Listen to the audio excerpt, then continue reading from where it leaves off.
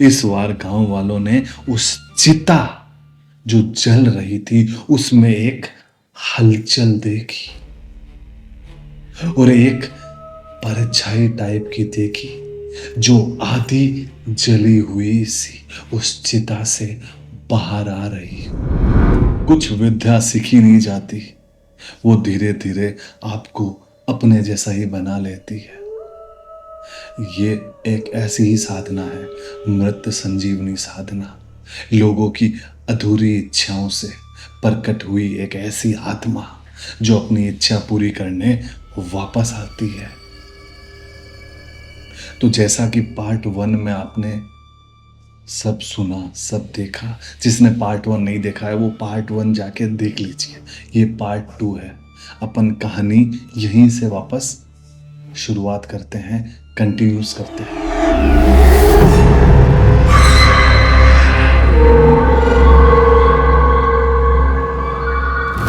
उसी रात एक चिता जलती हुई लोगों को दिखी।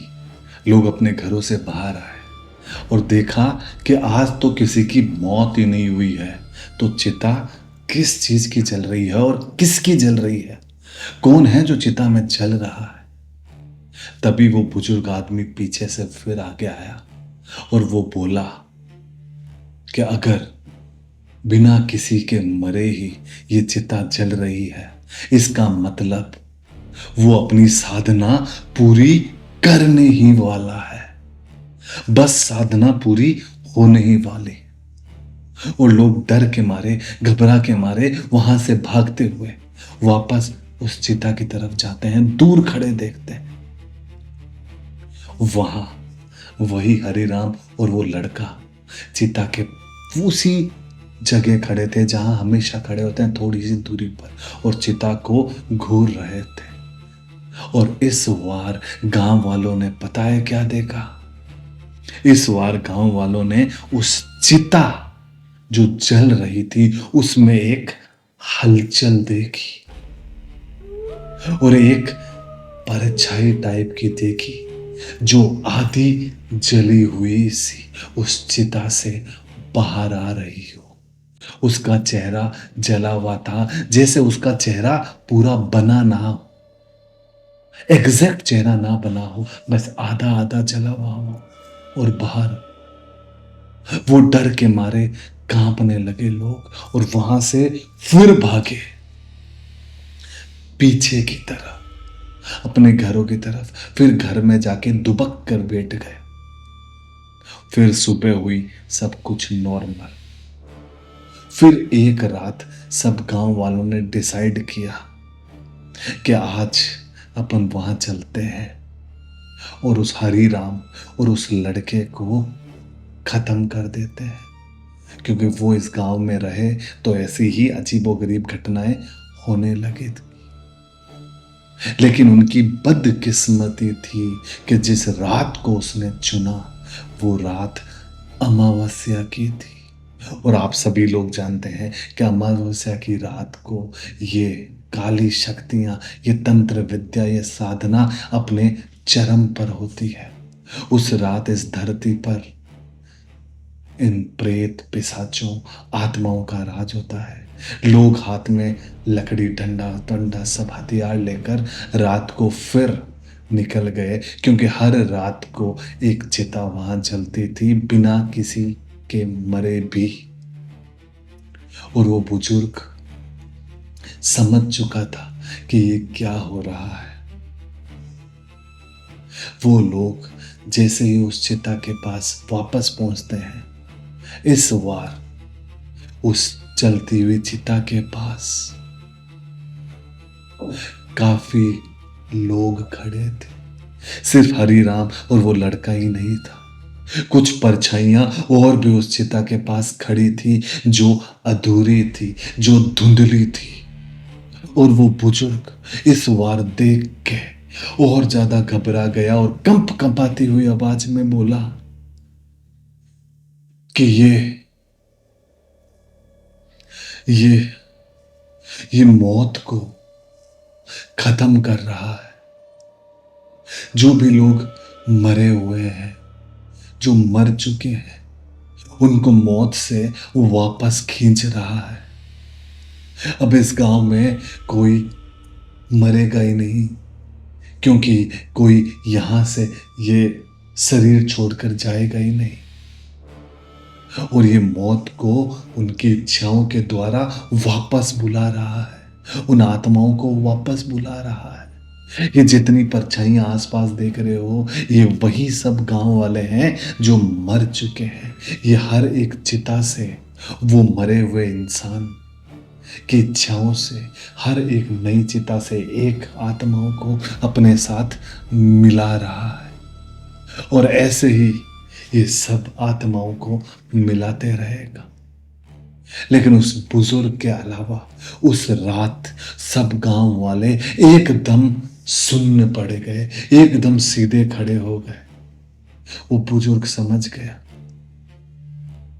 कि अब इन सब की मौत आने वाली है, क्योंकि ये आत्मा है अपनी इच्छाएं पूरी करने के लिए इन सब शरीरों में वास करेगी, इन सब शरीरों को अपना घर बनाएगी और अपनी इच्छाएं पूरी करेगी। किसी की क्या इच्छा है, किसी की क्या इच्छा है, सब इच्छाएं पूरी होगी। अचानक सब गांव वाले वहां बेहोश पड़ गए। वो बुजुर्ग था जो वहां से भाग निकला। अब वो बुजुर्ग हर रात को लोगों को देखता। लोगों की दिनचर्या सुबह एकदम नॉर्मल रहती, लेकिन कभी कभी बीच में कोई ना कोई लोग अचानक से रुक जाता और एक नंगी आंखों से दूर कहीं घूर रहा होता। ना पलक झमकाता, ना कुछ बोलता, बस दूर घूर रहा होता और कुछ टाइम में वापस सही हो जाता और अपने काम में लग जाता। ऐसा ही होने लगा उस गांव में। वो बुजुर्ग सब अपनी आंखों से देख रहा था, लेकिन पता नहीं वो बुजुर्ग को कुछ क्यों नहीं हो रहा था।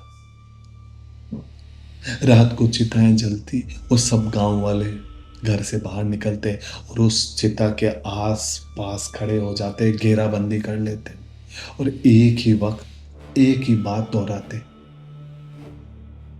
जो अधूरा है वो पूरा होगा, जो अधूरा है वो पूरा होगा। और ऐसे ऐसे करते करते कितने ही साल, कितने ही दिन बीतते गए और आज भी उस गांव में ये प्रक्रिया चालू है। आज भी उस गांव से यही कहानियां बाहर आती है कि कोई चिता जलती, कोई आत्मा दिखती है, कोई धुंधली परछाई है, कोई तो है जो कुछ कर रहा है। उस बुजुर्ग ने तो इतनी तक बात बोली कि वो लड़का जो हरिराम के पास खड़ा रहता था एक दिन जलती चिता में चलने लगा और उस चिता में पहुंच गया जलती हुई, और अचानक एक धुएं में बदल गया। तो अगली बार जब भी आप कोई चिता जलती हुई देखो और आप लगातार उस चिता को देखो, तो ये मत समझना कि सिर्फ आपने उस चिता को देखा है। हो सकता है कि वो चिता के अंदर बैठा इंसान, वो आत्मा भी आपको देख ही रही है, आपको घूर ही रही है। और अगली बार आप किसी भी गांव कहीं भी रह रहे हो और किसी चिता को जलाने जाओ, तो एक ऐसे इंसान को नोटिस कर लेना जो इंसान दूर खड़ा घूर रहा है, उस चिता को अपनी नंगी आंखों से घूर रहा है लगातार। और ऐसा इंसान कहीं भी आपको दिखे तो समझ जाना कि वो मृत संजीवनी साधना करने वाला है और आपके गांव में भी वही संकट आने वाला है जो काली खेड़ा गांव में आया था। तो ये थी कहानी। कैसी लगी जरूर आप कमेंट में बताना और चैनल को सब्सक्राइब कर लेना, क्योंकि ऐसी ही कहानियां आती रहेगी आपके पास यूनिक कॉन्सेप्ट में, यूनिक जगहों की जो आपने ना सुनी होगी और ना किसी ने बताई होगी।